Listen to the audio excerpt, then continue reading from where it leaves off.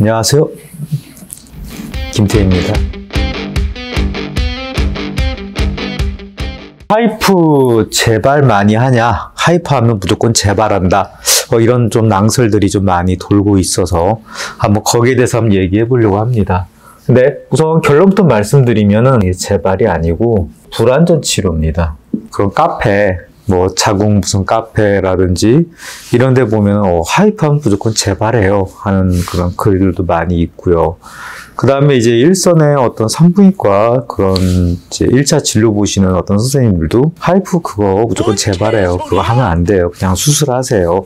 이런 말씀을 많이 하시는데요. 그게 과연 하이프가 재발일까? 제가 그런 사례들 한번 검토해 보니까요. 이제 그건 재발이 아니라 불완전 치료다. 되게 어떤 치료든지 간에 제일 중요한 게 이 적응증을 이제 명확하게 해야 돼요. 자, 하이프 치료가 비수술 치료고 이제 좋은 치료다. 이제 그렇게 알려져 있지만은 이 치료도 분명히 한계가 있습니다. 그래서 이제 적응증을 잘 잡아야 되고요. 이제 학회 권고안이라든지 논문에서 이제 그런 권고하는 가이드라인이 맞게 이제 치료 대상군을 설정해서 치료하게 되면은 이제 불완전 치료가 없이 이제 잘 치료가 되고 그런 경우에는 이제 재발 얘기가 나오지 않아요. 근데 이러한 이제 적응증을 갖다가 좀 너무 이제 조금 무시하고 좀 욕심부려서 좀 무리하게 치료했을 때는 불완전 치료가 되고 그것 때문에 이제 어떤 재발의 오명을 좀 많이 쓰는 것 같습니다. 이제 불완전 치료가 됐을 때는 처음에는 어떤 환자분 증세가 좀 개선이 되고 자궁 근종도 좀 줄어드는 것 같지만은 이제 주변에 이제 살아남아있던 세포들이 또 다시 증식을 해가지고 6개월 또는 1년 지났을 때 이거 다시 재발했어요. 이제 이런 설명을 듣는데 사실 재발이 아니라 불완전 치료 때문에 남아있던 근종 세포들이 다시 또 크게 증식해가지고 다시 커지는 그런 이제 안타까운 경우가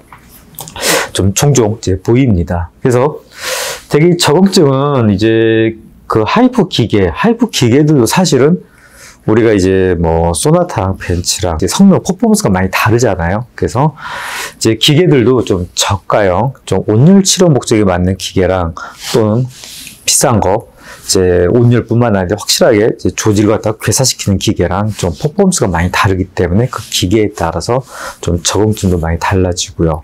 일단은 제가 그런 이제 좀 고가의 일단 확실하게 괴사시키는 기계를 갖다가 중심으로 해서 적응증을 설명드리면은 10cm 이상 되는 것들은 좀 사실은 하이프 치료가 좀 무리가 되는 게 좀 많이 있어요. 너무 크면은 좀 불완전 치료가 돼서 남아있는 세포가 좀 많아지게 된다든지 너무 크면은 열 에너지가 너무 많이 필요하기 때문에 이제 어떤 주변의 신경 손상 또는 장 손상 또는 피부 화상 같은 어떤 부작용 가능성이 좀 높아집니다. 그래서 10cm가 넘어갈 때는 굉장히 조심스럽게 웬만하면 무리하지 않게 치료하는 게 좋고요. 그 다음 이제 제일 중요한 거 크게 작더라도 혈류가 강할 때는 우리가 이제 마른 장작은 잘 타지만은 이제 젖은 장작은 이제 타지가 않습니다. 그래서 이제 하이프도 마찬가지로 연루하는 거기 때문에 너무 혈류가 강한 근종은 이제 치료가 잘 되지 않아요. 저도 옛날에 한 5년 전인가 한 10년 전인가 그 사이쯤에 한 3cm 되는 근종 치료한 적이 있는데 혈류가 너무 강해서 이게 아무리 해도 처음에 잘 되는 것 같지만은 또 무섭게 자라고 하는 그런 걸 한번 경험해 본 적이 있습니다. 그래서 혈류가 강할 때는 하이프 치료하는 게 이제 좋지는 않습니다. 이런 너무 크거나 이제 혈류가 강하거나 또는 이 다발성인 경우가 있어요. 근종이 크진 않은데 작은 것들 이제 포도알 같이 여러 개 쫙 있는 경우가 있어요. 이런 경우는 어느 거 하나 조준해서 치료하기 어렵기 때문에 이제 그런 경우 사실은 치료가 적합하지가 않습니다. 대표적으로 조금 하이프 지향해야 되는 케이스가 크다, 혈류가 강하다 또는 포도알처럼 막 여러 개다. 이런 경우는 이제 하이프 안 하는 게 좋고요. 이제 그런 경우 했을 때는 불완전 치료가 돼서 나중에 한 3개월에서 한 1년 그 사이쯤에 재발했는 것 같다. 이런 설명을 듣는 경우가 많습니다. 자, 그래서 적응증을 잘 잡아야 된다. 자, 그러면 하이프가 이렇게 좀 어려운 것들은 하이프 하면 안 되냐? 원칙적으로는 안 되지만은 이제 저는 할 수가 있다. 왜 할 수가 있냐?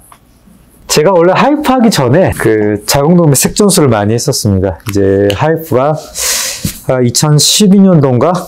그때 이제 내과 통과하고 보건복지부 장관 고시를 받았어요. 자궁 근종 쪽에. 근데 이제 자궁 근종 쪽에 이제 하이프가 그 전에는 좀 하면은 문제가 좀 많았어요. 복지부 이제 장관 고시를 받지 못했기 때문에 이제 그때는 이제 제가 자궁동맥 색전술을 많이 했었는데요. 응용해서 부분 색전술이라고 이제 살짝 거는 게 있어요. 이걸 걸고 바로 하이프를 하면은 이제 이런 케이스들이 굉장히 쉽게 잘 된다. 그래서 제가 말씀드리고 싶은 거는 일단은 하이프가 정말로 이게 적응증이 맞는지 안 맞는지를 MRI를 찍어봐서 꼭 확인을 해야 되고, MRI 영상에서 혈류가 너무 강하다, 너무 크다, 또는 이렇게 쏘고 많아요. 그럴 때는 여기 부분 색전술 걸고 하이프 하는 게 정답이다. 이렇게 한번 강조하고 싶습니다.